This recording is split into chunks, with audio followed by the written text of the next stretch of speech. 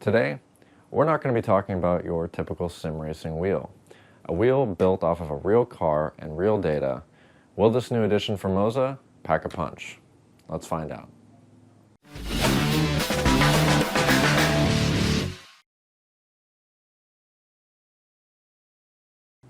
Hi, my name is Jake with Inside Sim Racing, and today we're going to be talking about the new partnership that Lamborghini made with MOZA.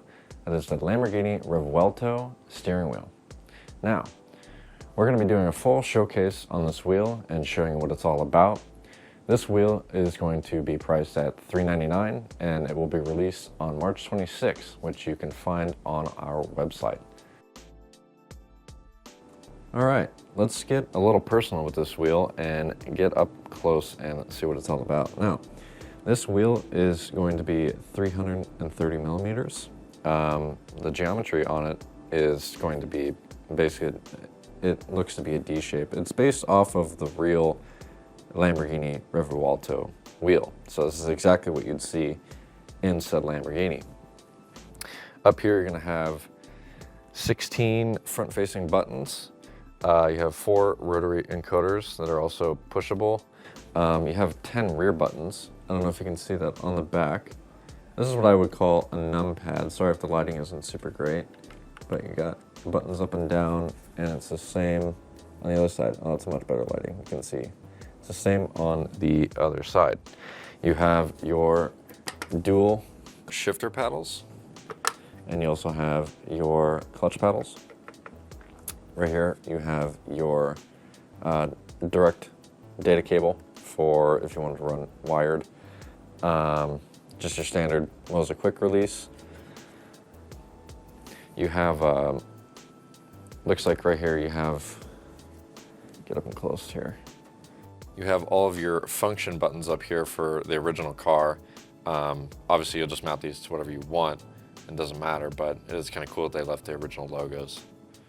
Nice big Lamborghini logo with the MOZA. The actual wheel itself is really pretty.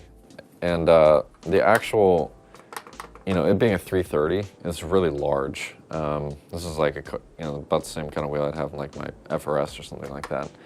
I have quite big hands, I will say, and it actually takes considerable amount of reach to get to the paddles.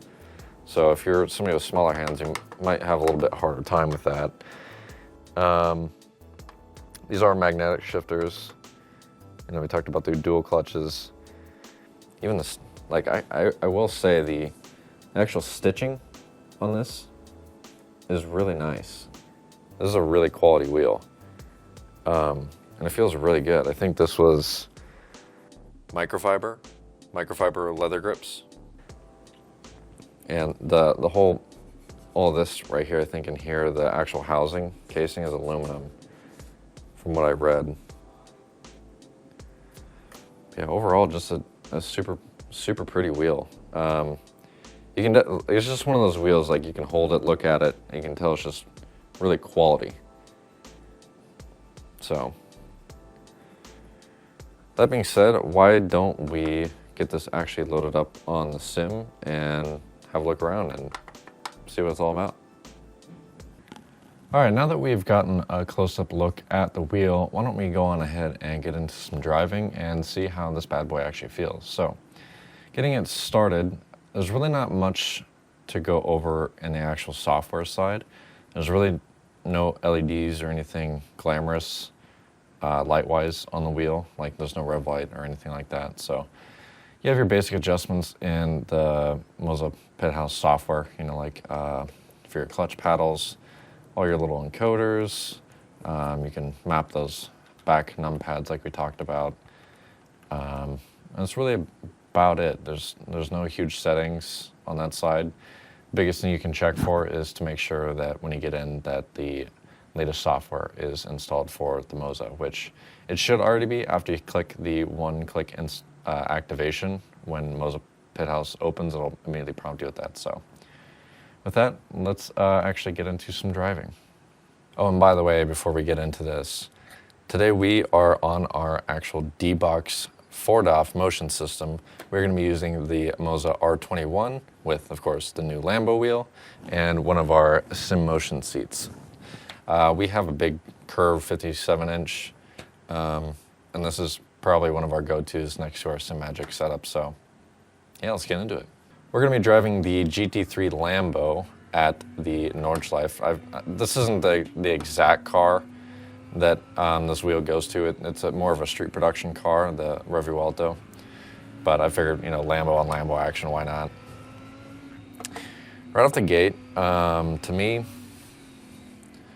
the wheel feels really good. I thought it would be just a little bit awkward because of the geometry of the wheel. If you're looking at it, it really feels like the wheel is very bottom dominant, if that makes sense. But once you actually get into the car and get driving, it actually feels very centered and in line. So the wheel is super bulky. So far, like going through these corners, it honestly feels really good. Obviously, the market for this wheel is kind of meant to be more of like a casual audience, not so much competitive as it's kind of a street wheel. So I don't really know what the target audience will really be for this.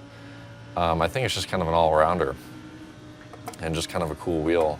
I don't personally see myself using it because I mainly just do road racing, and or when I'm doing toge, I just have like a street, like an actual wheel bolted to a hub and just a button box. So.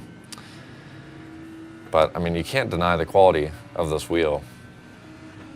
The stitching on it feels really great on the inside of the thumb pad. It's not abrasive or anything. It feels really nice. The quality on the microfiber. I do like the fact that obviously because it's a street wheel, they're going to make all the buttons very accessible. But I mean, all the buttons are super easy to get to. Like I barely even have to really move my thumb to get to any of the buttons on the wheel, which is really nice. I did talk about it earlier. The actual paddles themselves are a little bit far away, but actually getting into the driving, it's not too bad. But as for somebody with big hands, it just kind of comes easier for me. So if you have smaller hands, there's really no big adjustability on these, so it is one thing to look out for. And the grips on the side are actually considerably bulky. Feels pretty bulky in my hands. So again, some of your smaller hands might, feel like, really having to fight to grip this thing. I'm not a big fan of D-shaped wheels, but that's obviously a personal bias. In a Lambo, the only reason I ever grab a D-shape is, if you're in a slide and trying to catch it, it's really weird trying to grab the bottom of a D-shaped wheel. But honestly, if you're in a Lambo and you're in any situation where you're having to do that, you're probably driving the car wrong. So I don't think it's that big of a deal. But I mean, the encoders on this thing are super nice. They're more of a, instead of like a click all the way through in a circle, it's just a little, very soft, kind of like toggle switch to the left and right. It's very smooth and feels really good. Same thing with the bottom here. And they got the buttons on the inside too, and you can map those as anything.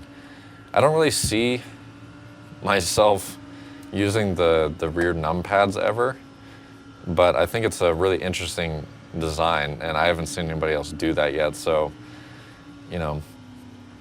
let me know in the comments if a wheel like this is anything that you'd use, and especially the numpads. Do you guys see yourself using these numpads at the back? And what kind of functionality could you see yourself actually using those for? Because I don't personally see myself using those or being in a situation to. So I'm just kind of curious, the general audience of like people who'd be interested in this wheel, because it's an awesome wheel, but the demographic is definitely interesting. So I don't really have too much else to say about the wheel. It's really nice. The quality on the wheel, especially for $400, if this is something that interests you, is like really nice. I mean, I cannot express the quality of this wheel enough. It is extremely nice. Just looking at it, you know, feeling it, it feels very good. So I think that's gonna wrap it up for me on this wheel. So why don't we go ahead and take this out. We hope you enjoyed this first look at the all-new MOZA Lamborghini wheel. This wheel is super awesome. Just remember, if you didn't catch it earlier, this wheel is going to be available on March 26th, and it will retail for $399, which I think for the quality of this wheel is super nice. So that being said, I have been Jake with Inside Sim Racing, and I will see you in the next episode.